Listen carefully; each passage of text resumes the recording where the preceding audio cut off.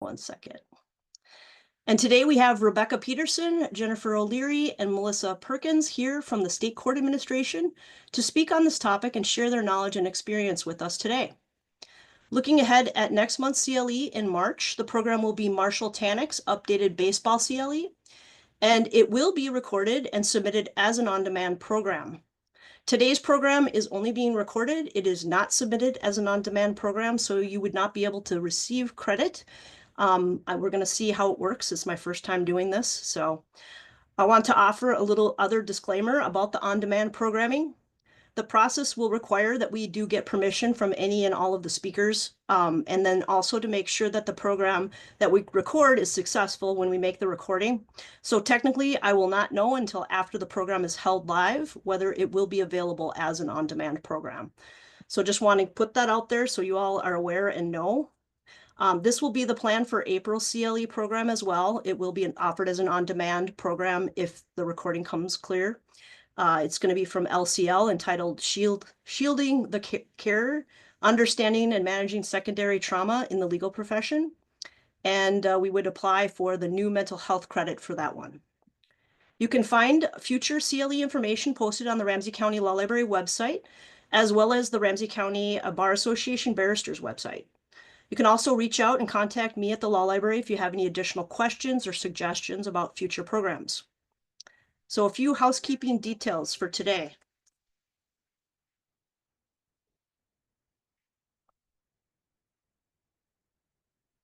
This event is a live presentation, so it's not being, well, it is going to be recorded, but there will not be necessarily an option for getting on-demand credit. Today's program has been approved for standard credit, and the event code number is 521603. This number will be posted in the chat section after the speaker introductions. Some quick guidelines to keep in mind. Questions for the presenters are always appreciated. So if you do have a question, please either type it in the Q&A section or chat. And I will keep an eye on the chat and Q&A and let the speakers know when those questions come in. Finally, a copy of the speaker's presentation materials will be emailed out later today. Is there any questions about the process? Not seeing any. I'm happy to introduce today's panel of speakers. We have with us today is Jennifer O'Leary. Jennifer is an attorney in the Legal Counsel Division of the State Court Administrator's Office and provides legal advice and support to Minnesota Judicial Branch committees, work groups, and court staff statewide. Jennifer joined the Minnesota Judicial Branch in 2004 as a law clerk in Hennepin County, served as a staff attorney for the Minnesota District Judges Association and Foundation, and now serves as a staff attorney for the Legal Counsel Division since 2022. Melissa Perkins is a business process and training specialist in the 4th Judicial District. Melissa's primary duties include training staff on the Minnesota Digital Exhibit System, eFile and Serve, and the court's case management system. And Rebecca Peterson. Becca Peterson is a staff attorney for the State Court Administration's Office, where her work encompasses many areas of the law, including civil, housing, conciliation, and judgments. Becca is the staff attorney for the Supreme Court Committee for the General Rules of Practice and provides legal support for the development and update of statewide forms and court processes.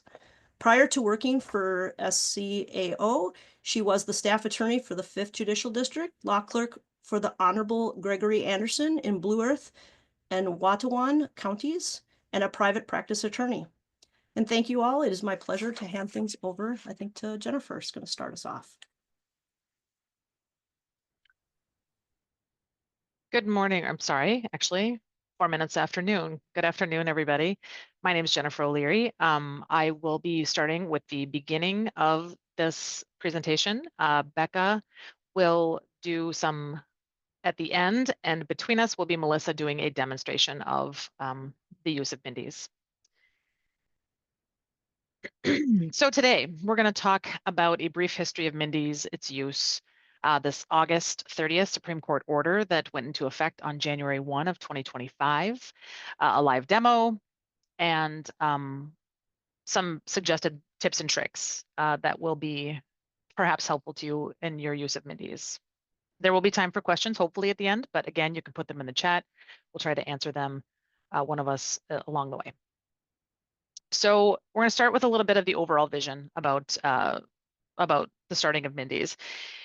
Really, the highlight was that we wanted to have a statewide solution for submitting and processing reviewing exhibits that is reliable and flexible enough to be used in district courts that may have different practices to present and store exhibits. That's both flexible enough for them to tailor to their business practices in different areas of the state, and also predictable enough to be used statewide without too much difficulty when you cross county lines and go into different courts. The ultimate goal being review of evidentiary exhibits by judicial officers at contested hearings or court trials, and by jurors doing jury trials, and that came later in the developments. Background, generally speaking, how did we get here? So to put it in perspective, the branch and really the world has made a slow walk from paper to what I call the digiverse in all walks of life. For example, I haven't even seen a paper bank statement in years. I haven't entered a bank in years, probably. I think I bought my house remotely. And court business is no exception. So in the early 2000s, the courts began to move from paper to digital file implementation. Many of you know that system to be MNDES, what we implemented. In the 2010s, there was an introduction of EFS and mandated use for certain users, attorneys and government people, and with exception under Rule 14 for self-represented litigants. But generally speaking, on the whole, there has been a steep increase in volume and variety of digital evidence offered at contested proceedings. Think of all the cams, squad cams, surveillance cams, cell phone videos, texts, bodies, video doorbells, all of the things that we now are inundated with digitally, and that really we see in all walks of life, social media and courts alike. But very specifically, there's been a proliferation of video and all of the changes. Self-represented litigants walking into court saying, I have a text message or video or audio on my phone. I want to get it to you. How can I get it to you? These are things that have increased exponentially over time. And with that has come format complications. In an open market full of evolving vendor products, there have been a lot of changes to what each thing is coded as, and that has presented problems for playing back or replay or storage and review later. And also there's cybersecurity issues, viruses and malware coming in if things were brought in on disks or thumb drives and that kind of thing. So really, MNDES is meant to address a secure and safe place to do all of those things. And two, I'd be remiss if I didn't mention that there was a pandemic that happened with a near instantaneous move to remote hearings, which really just sped up the need for a digital submission mechanism. When the pandemic hit, people were getting evidence to the court remotely by dropping off thumb drives, disks at locations, by using email, which can accommodate certain types of attachments, especially if they're videos because they're very large. And so there really was a more immediate need, and MNDES kind of the development of it was brought to the fore. There are now various solutions around the nation when there wasn't in 2020. Some systems integrate with court management systems, some do others. There's other states that are on the forefront of this, along with Minnesota, Arizona, Georgia, and Texas have some of the similar systems coming soon, California, Alaska, and I'm assuming a lot more are coming. We get a lot of requests from other states to talk about this with them as well. So the implementation timeline, as I mentioned, starting really in about 2021 through present day, you can see some of the evolution of it. The use with a jury came last in the development and followed by the Supreme Court order that was issued again on August 30th of 2024, went into effect on January 1 of 2025, requiring that everybody use it for their digital evidence. So let's just do some basic review real quick. What MNDES is intended for and what it's not intended for. We're going to start with what it is intended for. It is for contested evidentiary hearings and trials. So here's your rule of thumb. Is there a finder of fact? And would you slap an exhibit sticker on the thing and say, I offer this as exhibit X or 1 or 2, whatever. But what it's not to be confused with case filings. So I think that's kind of that's when people have digital things that they want to give to the court, they have to think, is this a court filing or is this evidence that's coming in at a contested hearing? And MNDES falls on the contested hearing part of it. This is going to apply to 4 types of evidence. It's going to be your audio, your video, your photos, and your documents, all things that can be digitized. Of course, things that are physical still have to come in person. I always give criminal examples, but the weapon, the drugs, the physical evidence that comes in, those are not coming in through MNDES. This is all about the digital portion. I feel like that's obvious, but sometimes I get questions about that. Display and playback during hearings is really another goal, which is highly dependent on the hardware setup in a courtroom. Where many of you practice or regularly work may have differences between courtrooms in one courthouse, and there may be differences between counties. So display and playback are going to vary a bit, but the application that you use, MNDES, is the same for everybody using it from an external standpoint. Storage of exhibits is that MNDES is the record of exhibits. So we don't store these in MNCIS. We store these in MNDES now, and their status, whether it's admitted, not received, if it's court exhibit illustrative, that's marked in MNDES and saved there for appellate purposes and also the record. A piece of advice here would be to check your scheduling orders carefully, because each districts or counties even have their own instructions for numbering or description naming or upload and sharing deadlines and whatnot. But to check those scheduling orders, or if your location has standing orders, which I'm not sure if Ramsey does, but to check those things carefully for instructions. Sometimes it varies by judicial officer within a county. I just putting that out there. A quick note at the end is uploading is not offering. This is kind of a stumbling block more for self-represented litigants, because they think uploading means the judge has already looked at it and they show up at their hearing to look at it. This is still just uploading stuff in advance of a hearing, and then foundation and offering and admitting the admission decision still has to be made the way it used to before. What MNDES is not intended for. I mentioned case filings. General Rule 14 lays out the requirements for EFS and e-filing case filings. And a note is that case record retention differs from exhibit retention. Case records under the branch's retention schedule is much longer than it is for exhibits, which exhibits are returned to parties much earlier than, say, the case is removed from our case record system. And again, a case record is not the same as an evidentiary filing offered at a contested hearing. One point of confusion is oftentimes people will refer to attachments to a motion as an exhibit. That's not it's a motion attached. It's an exhibit attached to a motion, not to be confused with an evidentiary exhibit. I feel like the word evidentiary exhibit really puts it squarely in the contested hearing phase of things. Discovery is not intended to be conducted through MNDES, same as the past, the way you were doing it. I know a lot of county attorneys and other offices have discovery mechanism that they use through different applications. That should still happen the same. What this is when you want to get that part of your discovery to the court as evidence. That's what MNDES is for. Pretrial hearing, we recommend really discussing these things at pretrial hearing so that redactions of exhibits can happen in advance and not in the moment during a trial, which is always, time sensitive as opposed to advanced preparation. So let's get down to the Supreme Court order. The Supreme Court order is here. There's a link, and there will be in the materials, is posted on the public site to read. There are many paragraphs that address the use of MNDES. It sets the standards for the availability of audio and video in the jury room, and it requires submission of all electronic exhibit files and using appropriate formats. It anticipates that many rules committees will need to look at this: the general rules, civil rules, rules of public access, rules of evidence potentially. Many committees are convening. So what I'm going to cite to you today are some rules, but they keep in mind that may change. In the rules committees work at their own pace, and it's not going to be tomorrow, but it may be in the next year to 2 years you'll see changes, and to keep up on that.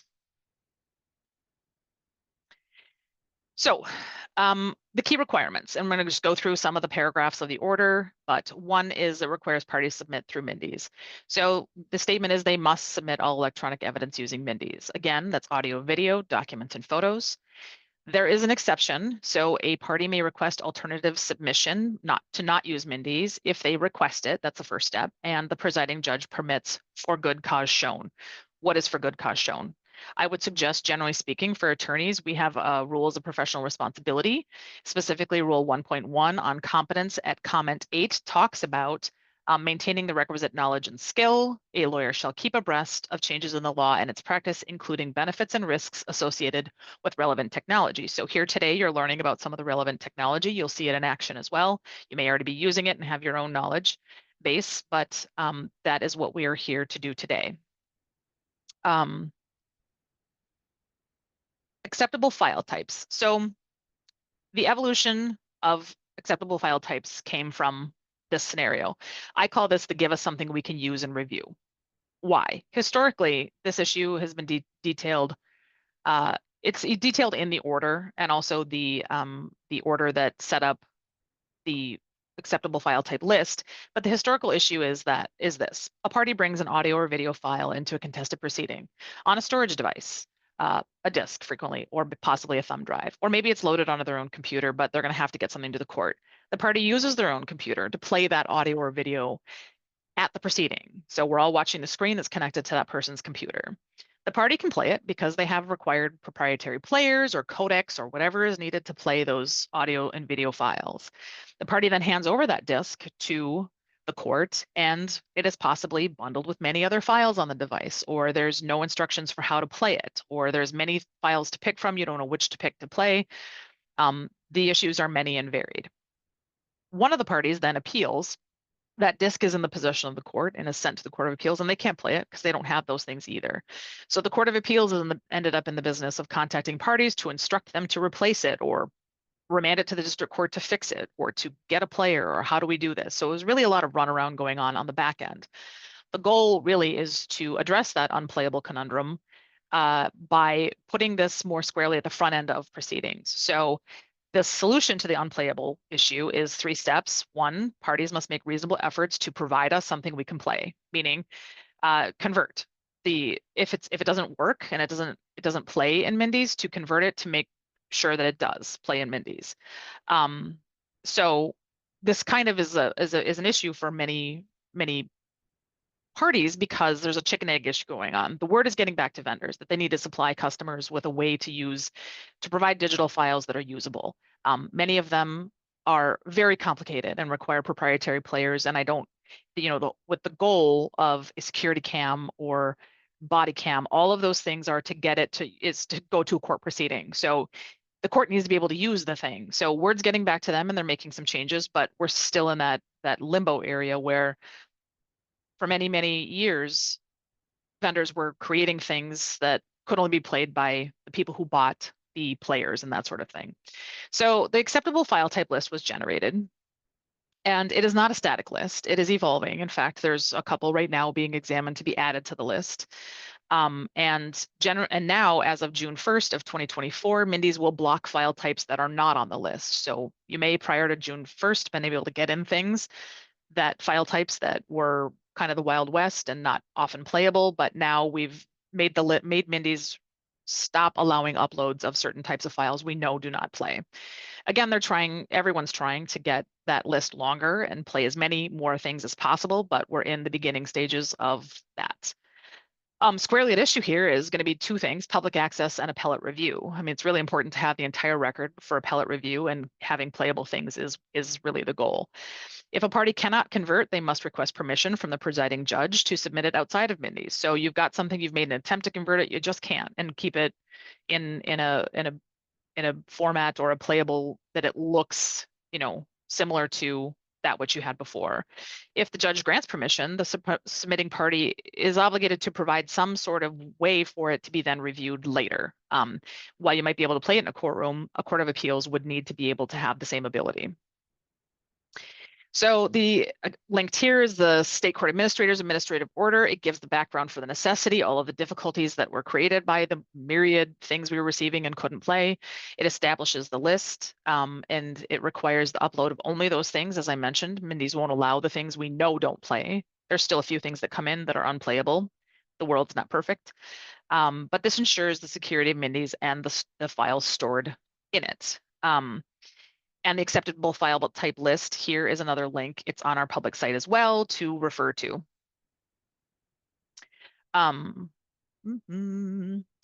Audio and video in the jury room. So the order implements this, the Supreme Court's order implements the Rule of Criminal Procedure 26.03 subdivision 20, parent 1, that was issued in February 24th of 2023, with it being effective July 3rd of 2023. So we're about a year and a half into the criminal rule of criminal procedure being changed and requiring that audio and video be sent to the jury unless it's not feasible. Well, without MNDES or some other player or thing that can go into a jury room and be secure and not allow them to access the internet or do their own research on a case or something that only looks at the evidence. Unless you have something like that, it's not feasible. Well, MNDES makes it feasible, and the order does discuss that. Other things that are not about MNDES, as a party could argue that the audio and video to allow in the jury room would allow prejudice, but that's not a matter for MNDES. That's a legal argument for a proceeding.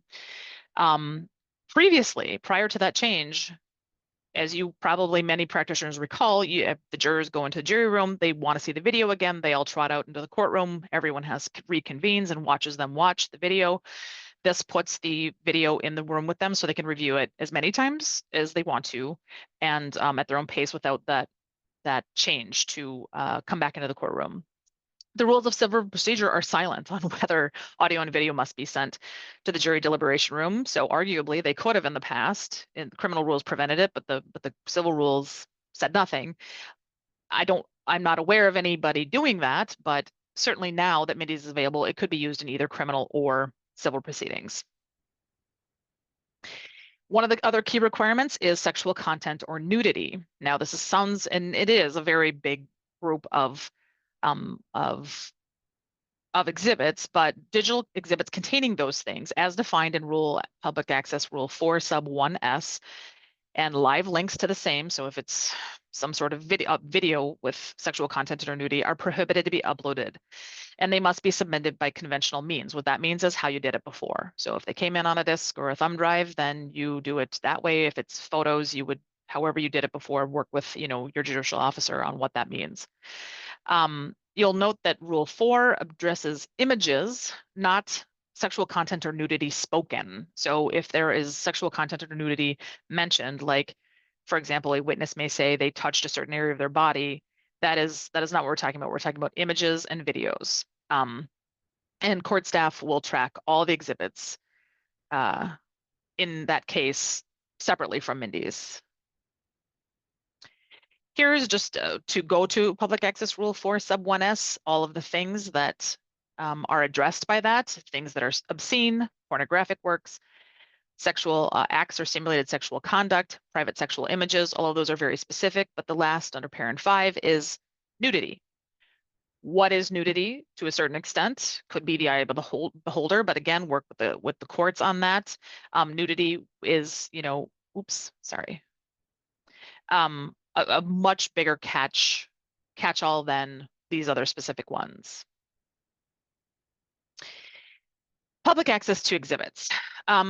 It is always a good reminder that there is this Supreme Court order, as has the prior Supreme Court order, declared or has designated pre-hearing exhibits. So that which is uploaded and sitting in pre-hearing status, that has not yet been offered to the court in any proceeding, or received and no admissibility determination has been made. Those things in pre-hearing status are presumptively non-public without a court order. So presumption is if it's in pre-hearing status, this is not something we're giving the public access to because technically it's not ours. I like to use the example. If you walked into a hearing with your box of evidence, no one's the wiser what's in that box until you say, I hereby offer exhibit X, Y, Z.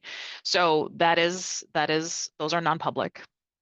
However, once a exhibit is offered in a public case, exhibits are presumptively public. That is a good reminder. I think some people think that that there may be certain types of things offered in a case as part of evidence that are confidential, and they are not unless a party makes a motion and a judge rules this is confidential or sealed. Exhibits are available for public inspection at a court, and under 3 circumstances, they're not. If the evidence is no longer in possession of the court, as I mentioned, sometimes things are returned to the parties after a period of time for direct appeal has passed. Where it has been restricted by the court, for example, a party made a motion and the court granted confidentiality or sealed status, and this one very specific type of exhibit is medical records and commitment proceedings only. So just commitment proceedings. There is Rule 8, Subdivision 2 of the public access is that if you are a party, a litigant, or a participant officially affiliated with the case, then the share feature in MNDES can be used by court staff to provide those exhibits, access to exhibits, but pure public access requests still must go through a judge unless or until that's changed by the rules of public access. So currently the rules exist with this requirement, and again, that may change as the rules committees do their work over the next year to 2 years. Exhibit retention, just to mention that General Rule of Practice 128 is requires notice to a party to come get their stuff or the court will destroy it. Physical exhibits, that's still going to be the case. People will still get notice for physical exhibits to come get them or they will be destroyed. However, for digital exhibits, currently the Supreme Court order indicates that the party who offered the exhibits will not receive notice. So this is keep copies of what you upload. In fact, what you upload really is a copy because you'll have the original file, but keep copies because you won't get notice when we hit the retention period. So again, that's usually direct appeal plus a buffer, but refer to the district court retention schedule. There is a link to that. And there's a specific section on exhibits that differs from court filings. So we're going to move to our live demonstration portion. I will stop sharing so that Melissa can share her screen. And Melissa, I'm turning it over to you.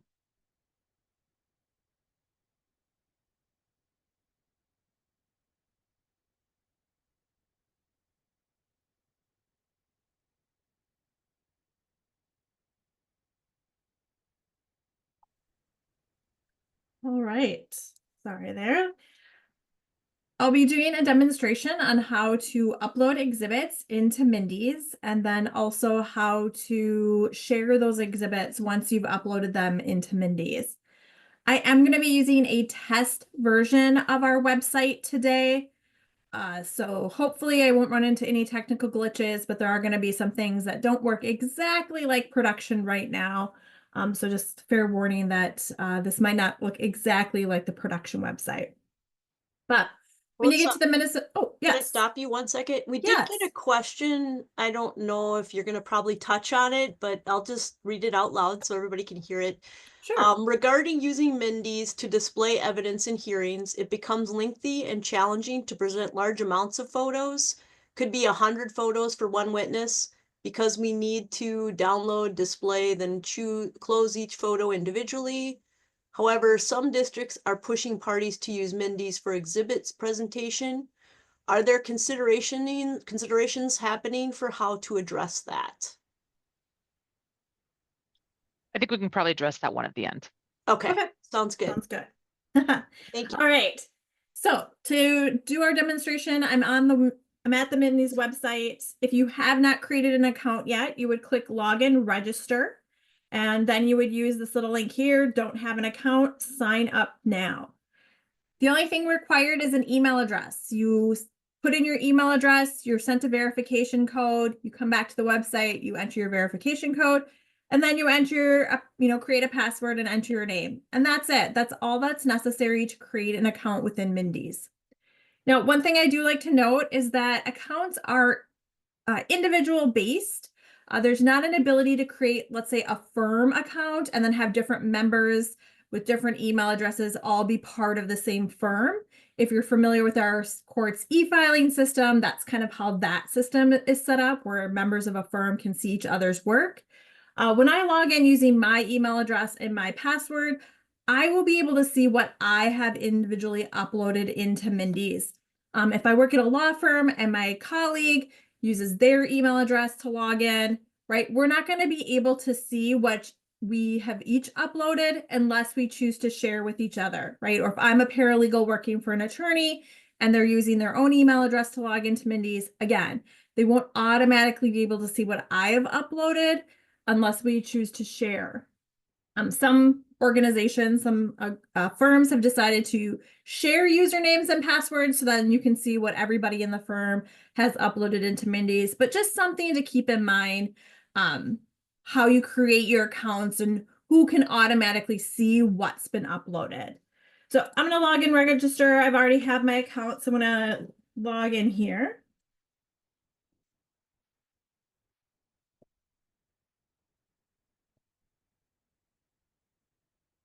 It'll take a second. All right, so when you get logged into MNDES, this is going to be your home screen. Over on the right-hand side, I can see recent cases. So these are cases that I have recently uploaded evidence or recently looked at. So it kind of keeps a history of your cases that you are working on. There is the ability over here on the left side to favorite a case. So if you know you're going to be working on a case frequently, coming back to it, from your recent case list, you can give it a right click and say favorite button, and this will add it to your favorite cases. And that just makes it so that you don't have to search for that case number or keep it in the last 10 recent cases, right? It's just there at your fingertips then. To upload evidence into a case, couple different ways to get there. I could click new submission and then it will ask me for a case number. I could click upload and it will ask me for a case number. Or right here on this home screen where it says search for a case, I could go ahead and enter my case number here. Now, something to note about case numbers, you either have to use all of the dashes in the case number or none of the punctuation. So just keep that in mind. When you're entering case numbers, you can leave all the dashes out of the case number and the system will find it. But if you sum, but not all, it won't find the match. So I entered all my case numbers. I hit enter really quickly. Sorry, my fingers were just too fast. It brings me now into the case. And so here I have my submission for my case number. There's a little star here, and this is just a second way you can go ahead and add the case as your favorite back to that home screen. Now, I haven't uploaded any evidence yet into this case, so it shows me no records to display. So from here, if I have evidence I would like to submit, over on the right, I'll go to Submission Actions and choose New Submission. From here, I get my upload screen. And so it does have a couple of reminders about not uploading sexual content or nudity, not combining your exhibits into a single file, no zip files, ensure the exhibit has been properly redacted before uploading.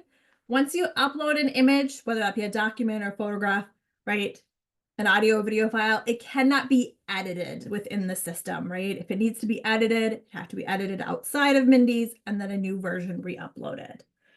It does remind you that you still need to offer your exhibits, and as part of the new Supreme Court order, we won't be letting you know when we're going to destroy those exhibits. From here, I could drag and drop files if I had a file open, or I can browse and go to my computer on my desktop. I've got a folder of exhibits. So I'm going to go ahead and select, let's say, all of these exhibits here that I want to upload into this case. So I'll kind of shift control, picked all of them. And now each exhibit is going to upload. Now they're all pretty small files, so they uploaded really quickly. I don't know if anyone saw the green line move across my screen there. But for each item I've selected, I get a tile. And for in each tile, there are 4 data fields. 2 of them are required. I do need to have a description, and I do need to choose the exhibit type. The exhibit type is a dropdown that lets me choose from one of 4 options. Is this a document? Is this an image, an audio recording, or video recording? The other fields here are exhibit number and party affiliation. So exhibit numbers, ideally, will require a 3-digit number. So if I want to mark this as exhibit number 1, I'm going to use 001. And this will ensure that when I try to sort my exhibits numerically, they will sort numerically. If you don't use leading zeros and you try to sort your exhibits numerically, everything that starts with the number 1 is grouped together, and then everything that starts with a 2. So you'd have 1, then 10 through 19, then 100 through 199, then 2, then 20 through 29, etc., etc. Party affiliation only has 2 options configured in the dropdown. plaintiff/petitioner, or defendant/respondent. So there are going to be some situations, perhaps if you practice in probate, where neither of these make sense or are correct. And so this certainly can be left blank. I'm using a criminal case, so I'm going to pretend I'm, the state. So plaintiff/petitioner is the closest I'm going to be able to choose. That seems correct. What I want to point out is that at the very top, there's this little blue button that says apply to all.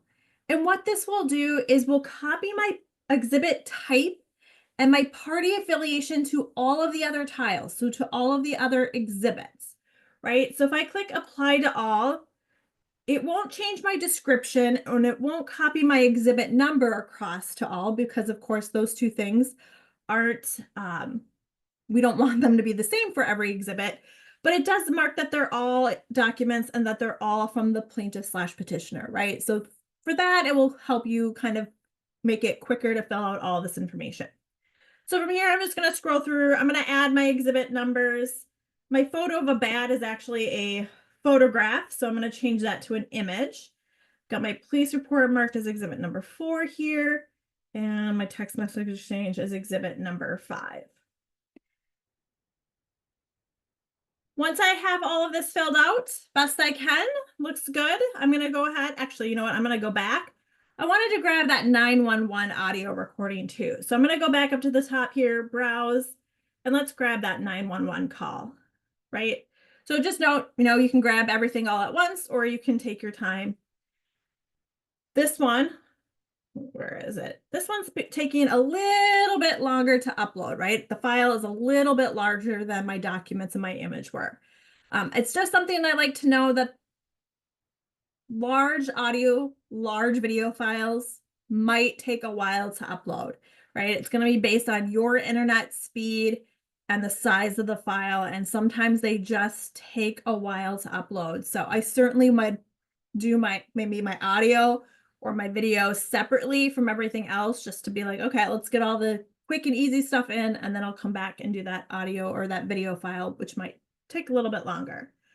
So I'll finish the exhibit number. This is an audio recording. Pick my party affiliation. Now everything's ready to go. I'm going to go ahead and click my upload to location. It's letting me know that my upload was successful. And it brings me into the case. Now, right now, almost everything is processing. My 911 call is in pre-hearing status. So once everything finishes processing, they will all be in pre-hearing status. And that is the initial status, right? The court, it's in the system where the court could view it, but until it is offered and received, right, it will stay in pre-hearing status. And as Jen mentioned, pre-hearing exhibits are not accessible to the public. So no one can come and ask us for copies of those exhibits. I'm going to go to my home screen. Let's go back to that case, maybe give it a second there. Nope, they're still processing. So once they're in pre-hearing status, I just wanted to point out over in the far right here, this little action button, there is the ability to correct the exhibit. And what that means is I can edit the data. So I can change the description, the exhibit number, the exhibit type, or party affiliation, right? I can't actually change the audio recording. At this point, that audio recording has been uploaded, but I can change the data about that item. If I realized I made a mistake and that I didn't want to upload that piece of evidence, my action button, I want to point out there is an option to request deletion. So you're not able to just delete anything out of MNDES once it's been uploaded. You're going to have to request that it be deleted, and someone on the court side will reviews the workflow and approve things for deletion. Basically, we didn't want individuals uploading their evidence and offering it at a court hearing, but before the clerk had the option or had the ability to mark that it was, received or admitted or stipulated at the court trial, someone would go into their MNDES account and just start deleting everything that they've uploaded. So anytime you need something deleted, you'll have to request deletion. And those are usually worked, well, I can only speak for my district. Usually within a day or two, we go through and make sure all of those are deleted. I'm gonna try going it back in and out, and hopefully, there we go. Everything is now in pre-hearing status. The columns across the top here, which I had mine altered from a last training I did, but you have your preview, which is going to give you a little sneak peek of what that exhibit looks like, the description you've entered, the type you've entered. Tracking number is a number that is assigned by the system. It's nothing that anybody can control. Okay, so just heads up that the tracking number is just as each exhibit hits the system, it's going to assign a tracking number. And if both parties or both sides at the exact same time on a case, got your petition and your respondent's attorney both uploading their evidence right before trial, those tracking numbers might go back and forth between the parties, right? It's nothing anyone can control.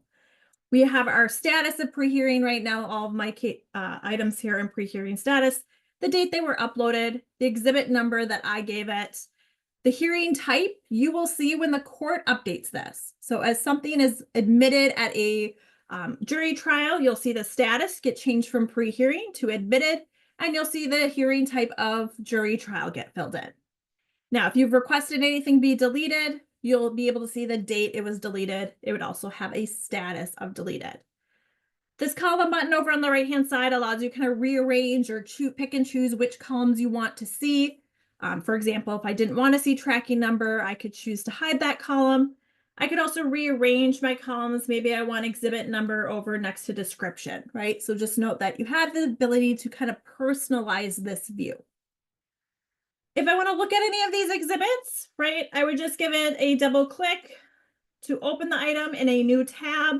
That will then open that exhibit for me to view.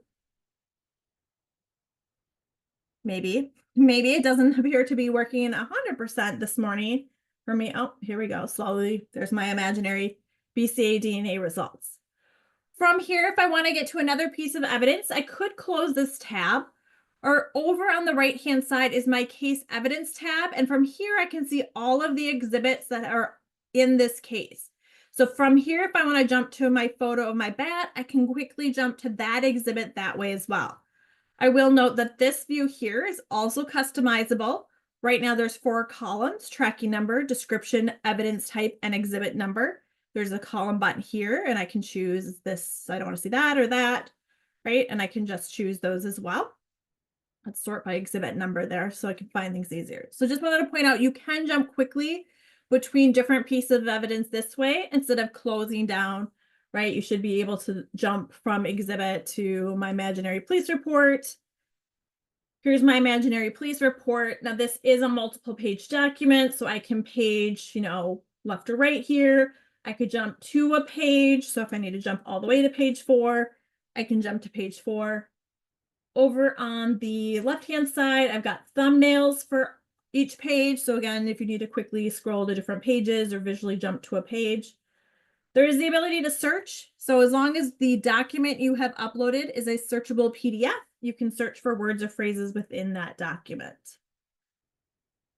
Closing down this tab, if I can, coming back to my list of exhibits here. So that is how you upload exhibits into MNDES and how you can view the exhibits you've uploaded. Oh, where's that 911 call? Let's open that 911 call.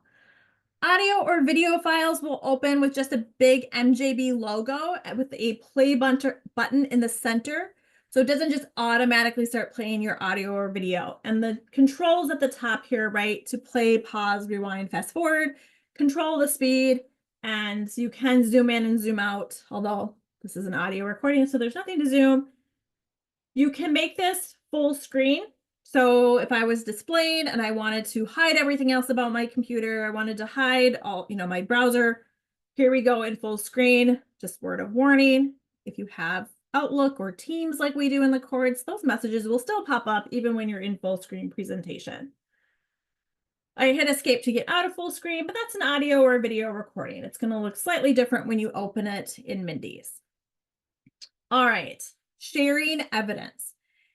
After I've uploaded this evidence, if I now want to share it with someone, And that could be, I'm a paralegal and the lawyer I work for has their own Mindy's account, so I need to share with my attorney. So he or she can see what I've uploaded into Mindy's. Or perhaps I need to share with the other side, right? I need to now send this to the defense attorney or the defendant. You can pick and choose which items you'd like to share, right? I'm going to share evidence in this case. Or at the very top here, I can click the little box and it's selected all 6 of my items, right? I'm going to share all 6 exhibits. And from here, you'll see this little share. I'm going to create a share, right? Sharing 6 items. So here are the 6 items I'm sharing, right? I can add more if I had more items on the case, or I could remove if I'm like, oh, not that exhibit. I didn't mean to include that in the share. And then next, I'm going to share with people. Who do I want to share with? If I have shared with somebody in the past, the system starts to create a contact list for you. So you've shared with this individual before. Here they are from the drop down. You can go ahead and pick that individual. If you've not shared with that person before, you'll click New Contact and you can enter their name and then their email address. I will note there is the ability to share via text message. So you choose via text and enter someone's cell phone. MNDES is less than ideal on a cell phone screen, but it is possible if the person doesn't have an email address, right, and wants to be shared via text message. So that is an option. I'm going to share with somebody, my little Sally R litigant, right? I can choose that individual. I can choose multiple people. I can choose Sally and I can choose, Melissa Perkins. I can do multiple people at once, right? And I'm choosing to share via email. When I hit next, it gets to the description. So the description will be part of the subject of the email. And how long is this share going to be good for? By default, the share is set up to be good for 1 year. So this person, these people, will be receiving emails with a hyperlink to view the evidence that has been shared with them. And the hyperlink in the email will be good for 1 year. So they can save that email and keep coming back to that hyperlink to view the evidence that's been shared with them. Now, when they open that email, they click on that hyperlink, they will have the option to print out or download to their computer. So they don't have to keep going back to the email and go back to that hyperlink. They can keep that stuff physically or electronically on their own computer if they want. You can choose how long you want your share to be. You can shorten this amount of time. After you've created a share, you can also edit. You can end the share at any point in time. So case resolves, reached a settlement, this evidence doesn't need to be shared anymore. You can end that share link, which just makes that hyperlink in that email inactive. I do want to briefly point out this auto add content to share option. If I did this, any additional evidence I upload into this case would automatically be shared with those 2 individuals. I won't have to go back and add the additional evidence to the share or create a new share. It would just automatically be shared with those 2 individuals. So it's just something to consider. Do you want everything you upload into this case for now and always to be shared with these 2 people, right? Maybe yes, right? If I'm sharing with the attorney I work for, yes, maybe I want to do that. But if I'm sharing with the defense, perhaps maybe not, right? That's up to you. I'm going to leave that off. I'm going to say, nope, I just want to share these 6 pieces of evidence with these 2 people at this point in time. And then when I hit share, there you go. It sends an email to those 2 individuals, letting them know that evidence on this case has been shared with them. Going back to my home screen, if someone has shared evidence with me, I would get an email. I would have that email with that hyperlink and I could access it that way and view or download it or print it out. But because I have a MNDES account, I can come to my shares. Now, first they're shared by me. These are the shares I've created, right? Here's the one I just did today at the top. But there's also this tab shared with me. So these are shares somebody else has created that has been shared with me. I still got the email. I can use the link in the email, or because I have a MNDES account, I can come here and view what was shared with me. View it, download it, print it, whatever I want to do, right? The person you're sharing with does not need to have a MNDES account, right? They can use the email, they can use the hyperlink to view the evidence. But if they do have a MNDES account, they'll have the same option here where it's going to be accessible via their account as well. Going back to that shared by me, right? Here's the ability to edit the share, add items, add people, remove people, or expire the share. Nope, the share is done. No one else needs to see the share.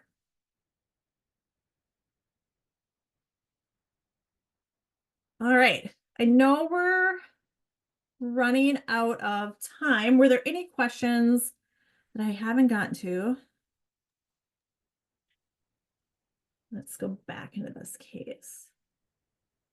I think your So- fellow panelists have been answering the questions along the way. Great. All right, one last thing. Melissa? Oh, yep, go ahead. I do see one that says there were left and right arrows when displaying an exhibit, and the question is, would that go to the next exhibit or the next tracking number? And I think I know the answer. I'm gonna let you answer it, though. So if we're talking about these left and right arrows, this is just for pages. So if it's a multiple page document, there's not a way to skip to the next exhibit. You'd have to use this little case evidence tab to pick what is the next exhibit you'd like to skip to.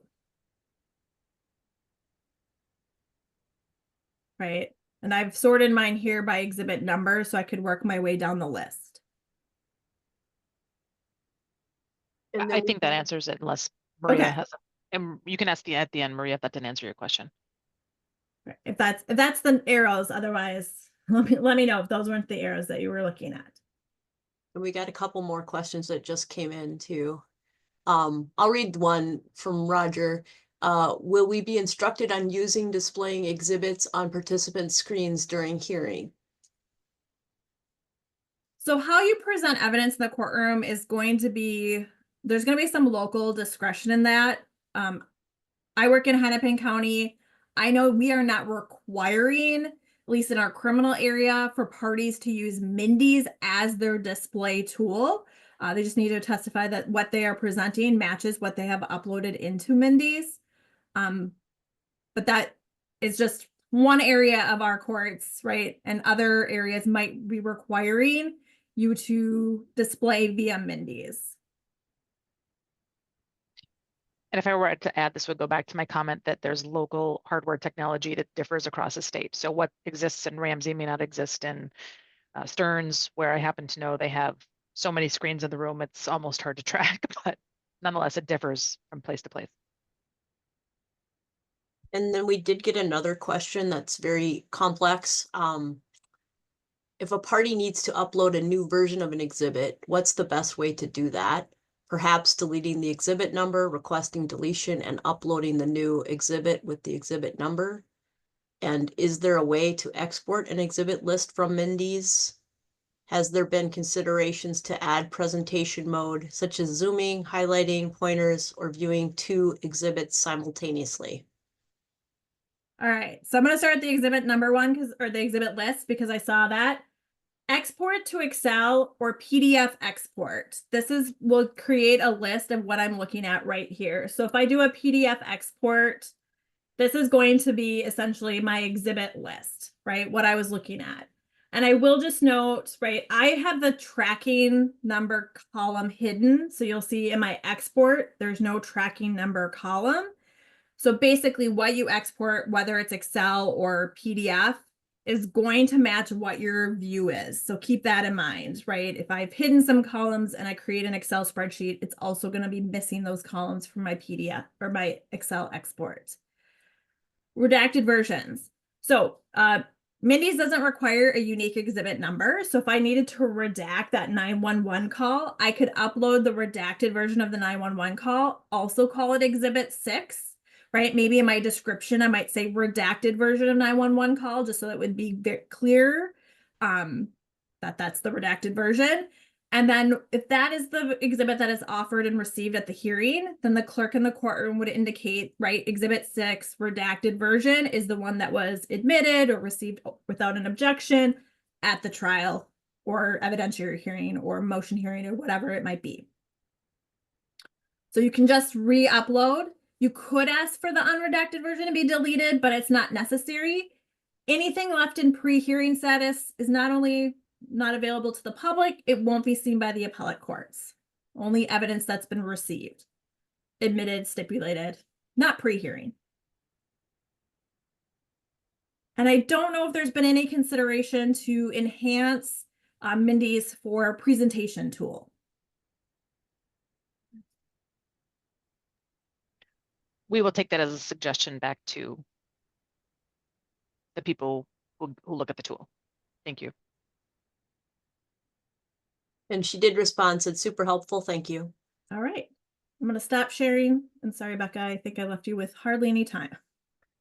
No, we have 4 minutes. And I don't know if there's any more questions. I have a question if no one else from the audience has a question.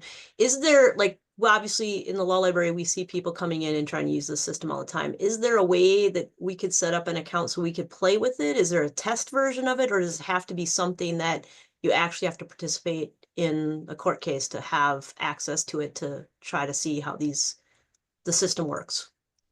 So there's not, the test environment that I'm using is not something that can be used by the public. Anybody can create a MNDES account with the production site. So, but of course, if you upload anything, then that's actually going to be uploaded. But if you just wanted to create an account just to kind of play around, but not actually use the upload button. Exactly. Yes. Because that's, I mean, I'm just saying, I know this has come up amongst other law librarians because we're not sure how much to help people with these things as well. I mean, typically we're giving them the MNDES help support number as, you know, the main way to sort of support that. But we do get questions while we're, you know, while they're there and just wanting to know if there's a way we can sort of understand a little bit more about the system. I don't know if that's something you could maybe bring back, because I know law librarians, we try to help people as much as we can. Obviously, we don't want to get involved too much, but at the same time, it's somewhat helpful for us to know how the system works. Understand. All Are right. there any other questions from anyone in the We're audience? actually not done with the presentation yet, Shannon. Oh, okay, sorry. So I'm going to try to fly through my slides because I've got 3 minutes. So this is an example of what the jury is going to see after a share has been prepared for the jury. The jury will be given a specific code with their jury instructions to enter here. And go to the next slide. And this is how it will appear for the jury. The preview will be available when the jury sees it. It's just not available on this image.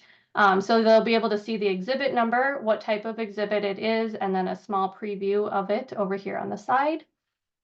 They can just click on any of these and it'll open it on the window here. Otherwise, if they click on the little square with the arrow, that'll pop it out into a new window. So they can have multiple exhibits open at the same time. This one here shows how you can zoom in and out. The jury can use the buttons up at the top to zoom in and out of documents. They can also use the search function if they're looking for a specific word or a specific number, something that they are looking for specifically within a document exhibit. The next one. So just some tips and best practices for MNDES use. Each exhibit, as Melissa and Jennifer said, all need to be uploaded separately, not zipped or compressed, and in a format that's acceptable. When naming your exhibits, we recommend using a brief description that makes it easily identifiable. The jury will not see your description, but you will be using that, and the other party that you share it with will also be using that. And always important to follow any judicial directive about numbering of exhibits. If no directive is given, you can upload the numbers as you see fit, or you can leave that area blank as well. But checking pretrial orders, talking with the judge ahead of trial is going to help in determining what numbers to use. Using 3-digit numbers, starting with zeros, as Melissa indicated earlier, is really going to help with the sorting. We recommend avoiding alphabetical characters. If you do use them, use it after the number. That'll help keep our sorting working correctly. So 001A if you're going to use an alpha number, an alpha character. And then include only those portions of the exhibit that you intend to offer as evidence. So if you are only going to offer pages 1 through 3 of a document, that maybe this has been discussed and decided in a pretrial hearing, that only pages 1 through 3 come in, only upload pages 1 through 3. If you upload all 10 pages, but the court says I'm only going to receive pages 1 through 3, you're going to have to re-upload those 3 pages. We cannot, as a court, go in and change that exhibit once it's been uploaded. Some judges are ordering ahead of trial that the parties meet and stipulate on a brief description of their exhibits. As I already said, the jury does not get the description of the exhibits, mostly because we don't want any information that shouldn't be going back to the jury going back, and people could somehow include that within their description. So some judges are ordering, especially in cases that have a lot of exhibits, that the parties stipulate to a description, and that way an index may be provided to the jury. They have indicated in cases where there's a lot of exhibits that this is helpful to have for them navigating within MNDES.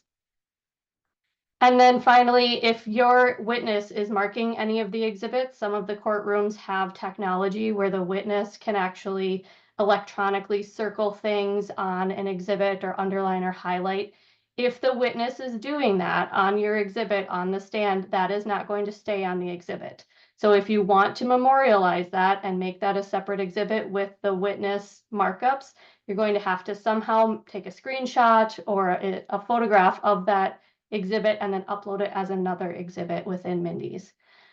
This is currently the jigs for the digital exhibits that judges will have access to in jury instruction guides. Some judges may be adding more to this if they've got specific instructions they want to provide the jury. Something to think about as you're providing proposed jury instructions if you want to add more to this instruction. Remember that the evidence rules are still the same. You still need to lay foundation. You still need to offer the exhibit. You still need to ask the court's permission to publish that exhibit to the jury. If you are publishing an exhibit on your computer, make sure you're closing out of Outlook and Teams, anything that might pop up on your screen. You don't want the jury seeing things that they shouldn't be seeing. And then when you do display an exhibit, I recommend putting it in full screen just so that, again, the jury doesn't see anything that they're not supposed to see. And make sure that you are closing out, blocking your screen before you open that next exhibit so they're not seeing exhibits that maybe haven't been offered and received yet. And there is the MNDES Support Center, a separate number for the Metro and a toll-free number.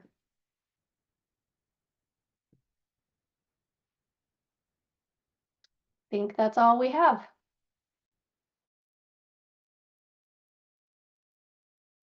All right. Well, thank you so much. I do appreciate your time today and all the questions that came in. I will be sending out a copy of the materials to the attendees today. If you don't receive it before tomorrow, just let me know, reach out to me at my email that I gave you all. Thanks again, everyone. This is very helpful and appreciate your time today. Have a good one. Thank you.